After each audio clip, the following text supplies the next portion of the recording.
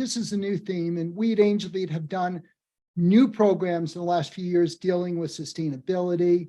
One of the other things where it ties into our whole notion of cloud is that so many organizations are looking to reduce their on-prem data center infrastructure. Everyone's got old equipment. I mean, it's probably like my home. I got old TVs, I got old computers. What do you do with that? And when you talk about organizations at scale who have potentially thousands of servers, people are looking, what do I do with my old mainframes? What do I do with all my CRT monitors? What do I do with my Windows 10 or Windows 7 machines? So I'm really fortunate in having John Shergerian, who is the co-founder and CEO of ERI, join me. We're going to keep this interactive. I'm especially interested in speaking with John because I thought I was pretty popular. I have like 18,000 LinkedIn connections. John's about the first person I know who's maxed out his LinkedIn connections. He has 30,000 plus. So you can't even connect with John. You know, it's like trying to connect with Taylor Swift. You can only follow him. So we're appreciative of that. John, why don't you unmute yourself? And we're glad to have you as part of this. But in all seriousness, there's two reasons why John's content, I think, is going to be very meaningful. First of all, as organizations are looking to optimize and improve their computing infrastructure, there's a lot of technical debt, legacy hardware, and what do you do with that? Everyone wants to be more flexible. We know with COVID, everyone's going to be getting rid of desktop machines. They're going to all go to flexible laptop architecture. Then what if someone says, we're going to move all our computing to AWS, Microsoft? What do you do with all that? So John's company specializes that. It's also interesting. I'll joke again about my kids.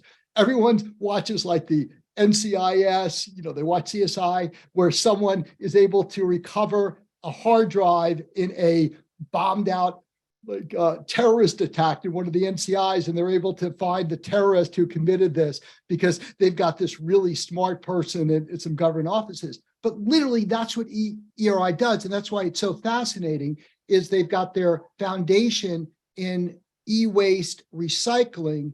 And maybe, John, you could go over a little bit about the history and also how they've leveraged that expertise and now have an increasingly important focus on data destruction, which is critically important from a data security standpoint, as individuals need to be absolutely certain that a hard drive is cleaned and removed of all of this.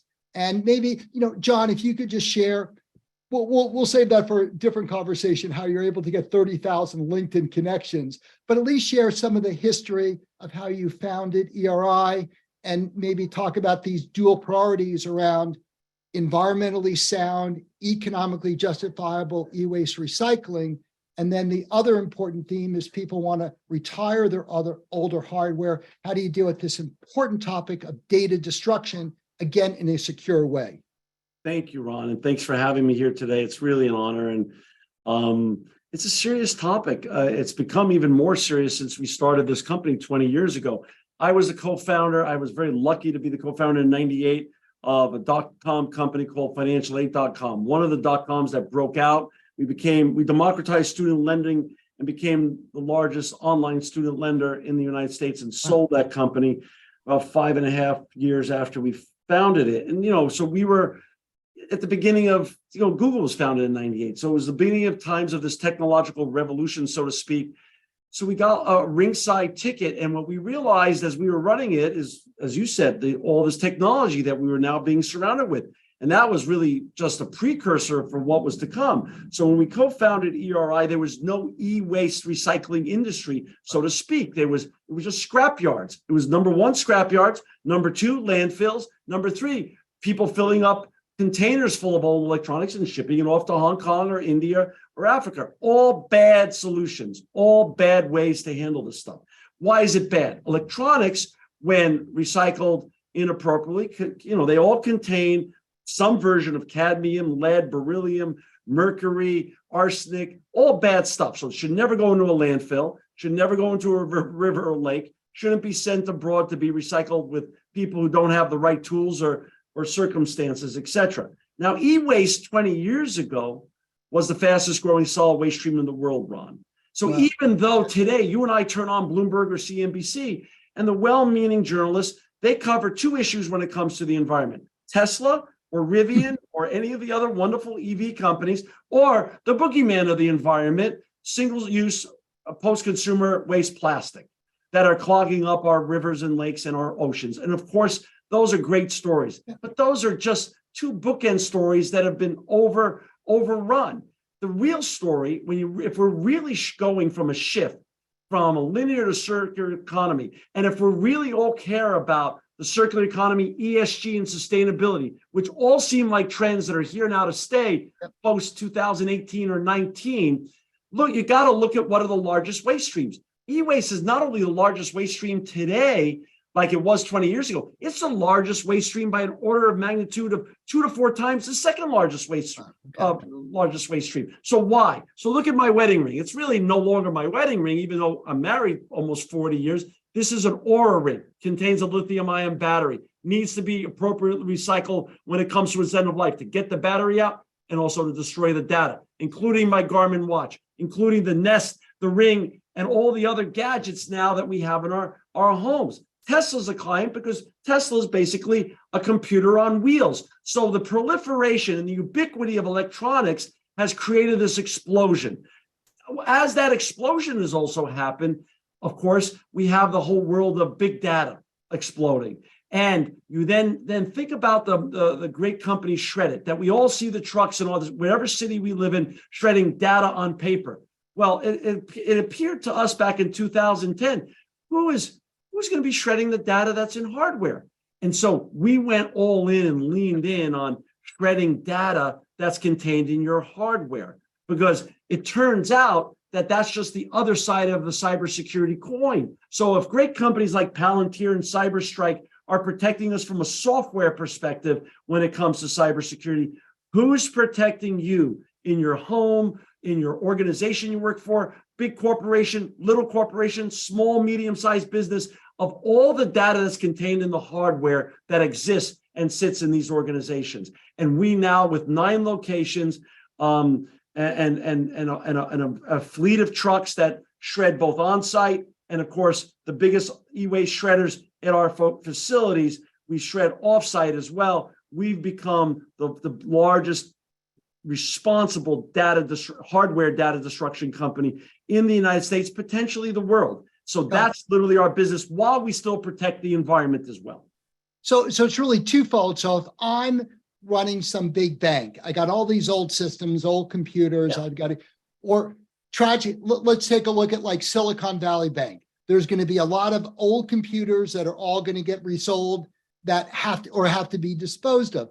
I guess the good thing is, and is this the way your company works? Okay, we'll take them. We'll figure out what is the environmentally sound policy and also economically sound, because there might be some money to be made from recycling, as you said, some of the materials. But it sounds like the biggest thing you've done is tied together the environmentally sound recycling. And oh, by the way, you got to be really careful, because there may be, the last thing you want to do is simply recycle it and still have some confidential Social Security, credit card information, and you could cover both of those check boxes. That's 100%. We're the only recycler in the world that's SOC 2 certified. Every one of our facilities is NAID certified, which is National Association of Information Destruction. But from an environmental perspective, Ron, well, it's a zero waste, zero landfill, zero emissions company. So last month, we recycled 15 million pounds of electronic waste at our 9 facilities. All of those commodities that come out of our shredders go to our partner smelters. So Redwood Materials, the co-founder of Tesla, JB Straubel, owns that, and it's the biggest lithium-ion battery recycling company in the world. He gets all our lithium-ion batteries. So everything that's in a lithium-ion battery, the black mass, the nickel, the cobalt, the lithium, the copper, all gets responsibly recycled. Alcoa is a strategic investor in our company, also like JB Straubel, sits on our board. They get all our shredded aluminum. LSM&M, which is the LG family out of South Korea, gets all of our shredded copper printed circuit boards. So they get all our precious metals and our copper as well. So this is a circular economy story. This is a cybersecurity story, Ron. And the truth be known, in most boardrooms, the risks that run with cybersecurity in terms of goodwill diminishment, lawsuits, insurance claims, and all sorts of other things is typically much higher or much more discussed in a boardroom than the environmental harms. But there's a whole new generation, Ron, of people much younger than you and me that have now thrown the gas on the fire of this ESG revolution. Besides Larry Fink and other great leaders in the financial banking institutional world, that ESG is not going away. The shift to millennial circular economy is not going away. So this is both a circular economy ESG play, and it's also a cybersecurity play. So when all of you out there in the Angelbeat community, we look at, many of the attendees, we've got people like, as I look at this, there's Joanne out there with Wells Fargo as a case in point. The important thing why I asked John and ERI to speak is as you're looking at putting together your technology plan, it's very efficient to get rid of these older systems. It's one thing, and it's great. We're going to hear shortly from John from Microsoft as to why you might want to move your computing to Microsoft's operation, which, by the way, they can run their data centers more energy efficiently than just about anyone besides Amazon or Google. Right. But the other thing that you're going to get, and I encourage everyone to follow up, when you're putting together your plans, and this is part of what we're trying to do here as a value add for our Angelbeat community, it's not just figuring out your new software going into the cloud. You also want to tie in with John and his team because you want to figure out, okay, how do I dispose of this? Oh, by the way, it's not just paying a hauler to dispose of it. There are potentially real economic benefits you can get. You might be able to get some financial rebates from the precious metals that are built into all these electronics that you might get some credit. You'll also get, quite honestly, can you imagine if you're out there in the Angelbeat community? I want to get questions. You're putting together all these great technology plans, and then your CIO loves you because you're making your technology much more cost-effective and flexible. But then the CEO is saying, "Oh my God, look at what we're now doing. My IT director is driving our sustainability initiatives that we want to promote to our customer base." Right. And that's why all of you need to think about this and not just look at a technology elimination decision in isolation. There's a lot of spillover and benefits because you're going to need to coordinate now even more so, not just with your facility staff, but with your compliance, your corporate risk people, and it's going to be a huge home run, not only for your company, for your career. 100%. So take a company like Wells Fargo, Microsoft, or any of the big companies. We service 80 OEMs. We're the ones who created the take back program for Staples and Best Buy and still manage it now. Amazon uses us for all their returns. Target, Walmart. This is what we do. And cities and municipalities, same thing. But to your point, Ron, you're exactly right. We've created because I came out of the tech world, we created proprietary software called Optex. So from the moment of pickup to the moment of disposition, we track everything that we bring in a radically transparent way. And what do I mean by radically transparent? Our clients can log in at any time. We give them the login and they can see where their material is at that given time. As soon as it goes to its final disposition, we can print for them. They can print for themselves, actually, an ESG impact report to show them what kind of carbon emissions. They can choose the algorithm of what kind of offsets they've earned. They can then take that to their board, and many companies use that in their impact report and their ESG report, which, like you just said, Ron, is now almost more important than ever before when you're talking to analysts, to your C-suite, and to your constituents. Now, so when they're looking at this, what are the next steps? And again, I want to see if anyone's any. Well, let's see. I think there is a new question here. So Kerry Wright, you'll get this. The name of John's company is ERI, and it's ERI Direct. We'll have all of his contact information available. And let me just see something. Kerry, I'm going to unmute you. Do you have any direct questions that you'd like to ask John? I just unmuted you, so. Yeah, thank you. No, I don't. I just think it's a fabulous, way of, we're thinking about going to the cloud, and you've got, we have processes in place because we're a biotech. Where do you work at, Kerry? I work with AGC Biologics. Okay. And so, there's a whole compliance around data and data integrity.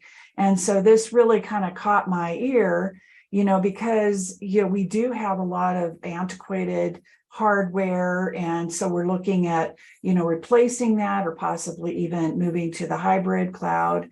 And so this is a great, thing, to look into with regard. We have locations all over the world, including Colorado and Seattle, and they're very ecologically, Right. conscious. So We service 140 countries. Thank you for your comments. Just for an example, in the financial services and in the healthcare world, we're huge. CVS Aetna uses us for all their locations, all their hardware, and so do so many of the other biotech companies, because this goes way beyond HIPAA. It goes into GDPR issues and the liability that runs beyond federal legislation with GDPR. And now the states have their own versions of GDPR. And so our goal is just to keep you both in compliance, Carrie, but also to just keep this stuff out of landfills and keep your data from getting into the wrong people's hands. So you've really got two benefits here. And then I've got a third question as we finish this up. It's the data destruction to ensure that any proprietary molecular formulas or HIPAA data or credit card information is gone. And then you also need to make sure that even if there's another company who could blow up all these old servers, they might just then throw all of that into a landfill. So you really need to be aware of both components. If you really want to do it right, which you should do, you should use ERI. The one other question, John, for Carrie and others, can you also work with end users to help them better understand either local or federal, either programs or rebates that you could tie into, regardless of the actual financial transactions? Yes. So many governments have potentially somewhat complicated incentives to do this. Is that another service that ERI can offer with organizations? Ron, I don't want to brag or anything, but just as an example, before I came on this call, I was on a Zoom call with the White House and with 6 leaders from the White House. And this was the topic they wanted to talk about. How do we do more? How do we encourage more? Because here's the sad news, Ron. According to the UN, only 17% of all electronics used on this planet are being responsibly recycled when they come to the end of life. And actually in America, the number's down closer to 12%. So the delta of opportunity for everybody on this call, and including our leadership organizations, the White House and many others, government entities, municipal entities, is we can all do more. We can all be better. No one has to be perfect here, but man, there's no reason this stuff should be going into landfills or being shipped off our shores anymore. Got it. And all of you know, I manage our agenda pretty tightly. So I had to pull in a call to Biden's assistant saying, we need John for our program. Do you mind? Thank you. But I'm just giving you an example, but that's what we were happy to advise folks and just show them how they could be better from wherever they sit. Everyone has different unique situations.